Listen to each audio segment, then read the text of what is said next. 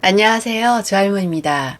오늘은요, 부동산에 관심을 가지다 보면 그 경매 한번 배워볼까라는 생각 드셨을 거예요. 가장 저렴한 가격에 살 수 있다는 경매.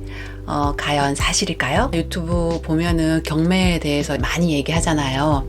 저 역시도 경매 몰랐다면 부동산 시작하기 좀 힘들었을 것 같아요.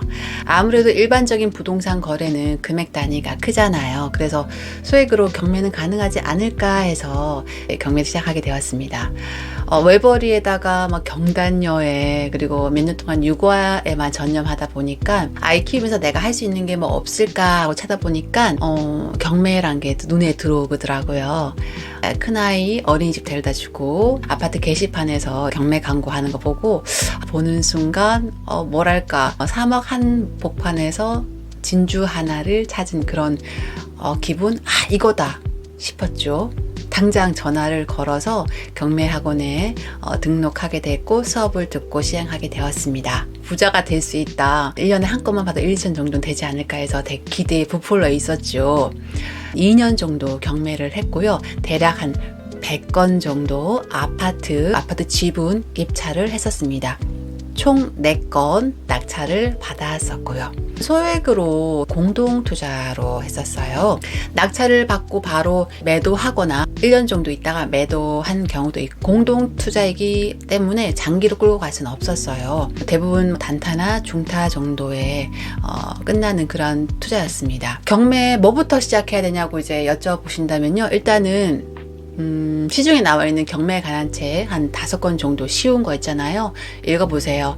제 때만 해도 너바나 총사무장 경매에 관한 책들 읽었었고요. 경매에 관련된 유튜브 부일람도 있고 이렇게 관련된 걸 보고 있었고요.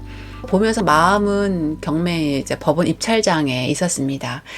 책을 읽고 유튜브를 보면서 나라면 저런 경우 어떻게 대응했을까? 나라면 얼마 정도로 써냈을까? 약간 모의 투자식으로 해서 대입시켜서 했었고요. 제가 경매를 시작한 이유는 싸게 받을 수 있다 해서 시작했다 했잖아요. 근데 결론적으로 말씀드리면 결코 싼 가격에 낙찰을 받은 건 아니었어요. 어떤 물건은 한 110% 정도의 낙찰 받기도 했었습니다. 그러니까 1등이 된 거죠.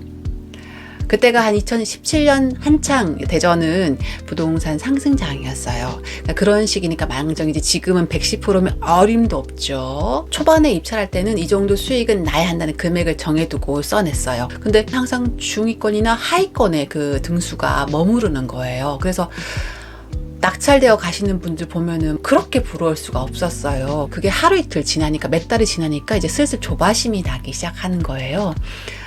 단 한 건만 받자. 폐차한 날이 많아질수록 점점 금액이 높아지는 자신을 발견했습니다.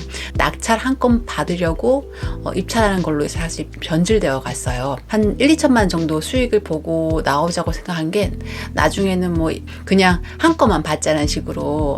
맞아요. 경매는 1등 단 한 명만 가져가는 게임입니다. 근데 1등 되기는 쉽습니다. 1등 되기 쉽죠. 그건 시세보다 더 높이 써내면 됩니다. 그럼 당당히 1등 됩니다. 쉽죠? 근데 우리 경매하는 이유가 뭐죠? 경매는 사실 금매보다 더 싸게 저렴하게 가져가기 위해서 하는 거잖아요.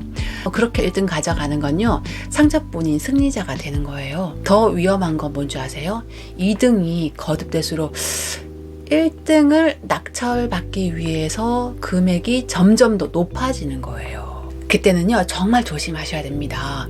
이때는 이성적인 판단은 흐려지고요, 오직 그냥 1등 받기 위해서 그런 오기가 생겨요. 한 100번 정도 한번 떨어져 보세요. 단 한 건 받으려고 얼마나 노력하겠어요. 근데 그걸 조심하셔야 됩니다. 저는 그래서 한 건은 실패해 봤습니다.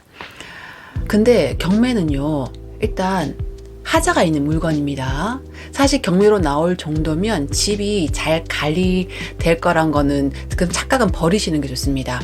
제가 이때껏 경매 받은 물건 중 성한 집은 하나도 없었습니다.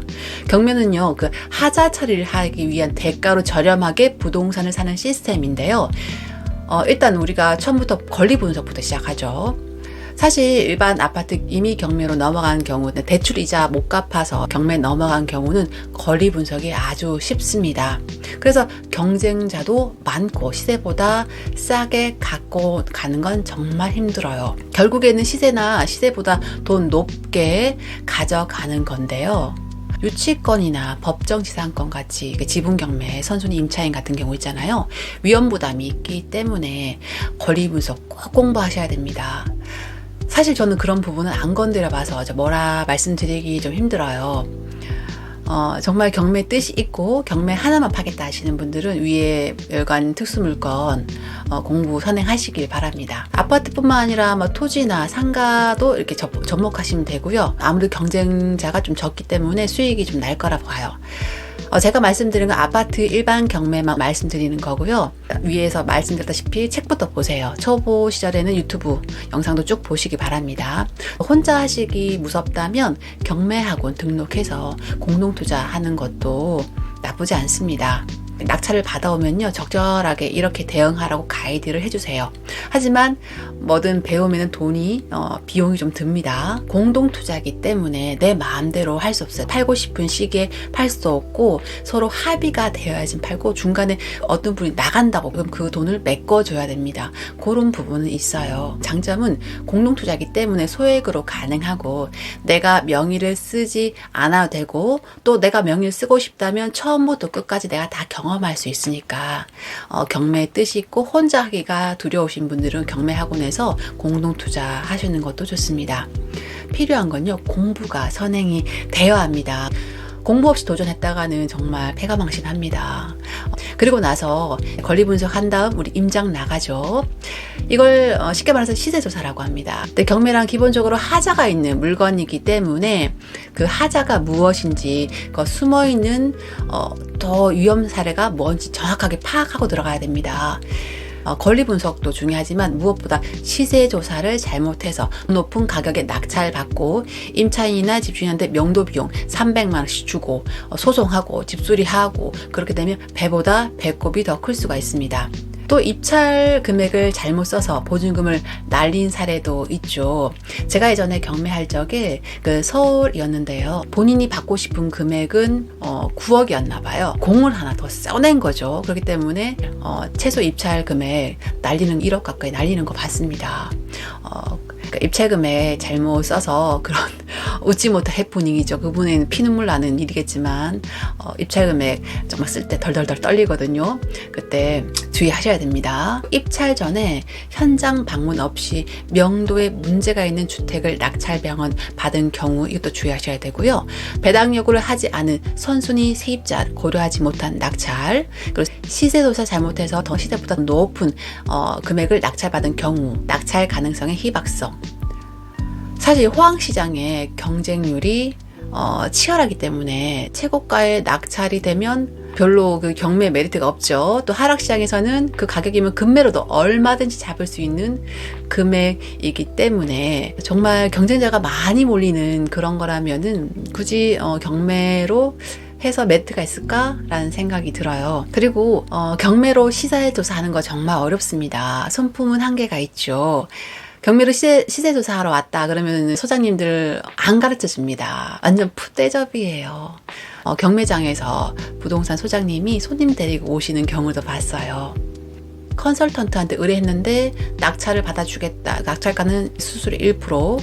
근데 높은 가격에 낙찰 받으면 수수료 사실 남는 게 없죠. 이제 나중에 팔 때도요, 경매라고 해서 그 물건에 대해서 좀 부정적인 분들 많습니다. 일반적인 시세로 내놓으면 씨알도 안 먹혀요. 우리나라는 아직도 경매 당한 집이라면 좀 안 좋은 인식이 강합니다. 에이, 그런 게 어딨어 이렇게 하시겠지만 그거 좀 찝찝하잖아요. 아주 싸게 가격을 불러갖고 확 깎아버립니다. 근데 경매 투자의 가장 큰 매력은 저렴한 가격이잖아요. 실패할 가능성도 많고 시간도 많이 쓰이고, 경매를 통하지 않고도 시장에 나와 있는 조금이라도 저렴한 물건을 살 수 있는데 매주 시세조사하고 그다음에 낙찰 받는데 거기서 치여갖고 받아고 명도하고 안 되면 소송하고, 이거는 좀 비효율적인 것 같아요. 지금같이 침체 시장이라면 경매보다는 금매로 나온 게 더 저렴하고 컨디션이 좋은 경우가 더 많습니다. 시장이 화량일 때는요, 아파트 경우는 시세의 100% 낙찰되고 어떨 때는 110%까지 됩니다. 100% 이하까지 떨어지는 경우는 잘 없어요. 복잡한 권리 관계가 아니고사에 거의 없다고 보도 됩니다. 97%에서 99%에서는 거의 다 낙찰이 되더라고요. 사실 화랑장에서는 시간이 돈입니다. 겨우 몇 달 지났는데 몇 천만 원 오르는 건 일도 아니죠. 근데 이제 낙찰 한 건 받겠다고 매주마다 경매장을 왔다 갔다 하는 것만큼 비효율적인 것도 없어요. 경매 투자의 매력은 몹시 어렵고 복잡한 거래 관계가 있어서 입찰자들이 풀 수 없는 경우 거의 헐값에 낙찰받는 게 가장 큰 메리트죠. 조금 더 저렴하게 사고자 하는 목적에서는 경매의 투자는 효율적인 면에서 아주 많이 떨어집니다. 하지만 지금 소액이고 부동산 투자해보고 싶다, 돈 버는 무기 하나라도 가지고 싶다 하신 분은 배워보시고 도전해보십시오. 배우는 거 나쁘지 않습니다. 뭐든 안 하는 것보다 하는 게 낫습니다. 소액이라도 한 건이라도 낙찰받아서 전 가정을 경험해보고 싶다 하시면 한번 해보시고요. 혼자 하기 두렵다면 경매 학원이나 그룹을 만들어서 공동 투자하는 것도, 그렇게 경험하는 것도 나쁘지 않습니다. 제 결론은요, 아무것도 안 하는 것보다 배우는 게 훨씬 낫다. 소액이라면 경매를 해서 전 가정을 한번 겪어보는 것도 나쁘지 않다. 주부나 시간적 여유가 있으신 분들은 한번 부딪혀 보시고, 경매를 포함해서 뭐 공매라든지 상가, 토지 여러 분야로 넓혀 가시면 좋을 것 같고요. 하지만 시간이 빠듯한 직장인인 일반적인 아파트 경매는 비효율적입니다. 그럴 바에는 금매가 낫고요. 그런 걸로 잡는 게 훨씬 스트레스도 적고요. 시간적으로 효율적이고 본인 건강에도 훨씬 낫습니다. 오늘은요, 경매에 대한 진실 혹은 거짓에 대한 제 개인적인 생각을 말씀드려 봤어요. 참고하시고 실행하시면 될 것 같아요. 사실 유튜브나 책에서는 잘된 사례들만 얘기합니다. 하지만 경매에서 이런 애로사항이 있다는 거 좀 알고 시작하셔도 도움되실 것 같아서 오늘 영상 제작하게 되었습니다. 궁금한 거 있으시면 댓글 달아주시고요. 많은 선에서 답해드리겠습니다. 지금까지 저는 주알모였습니다. 감사합니다. 다음 시간에 또 뵙겠습니다. 안녕.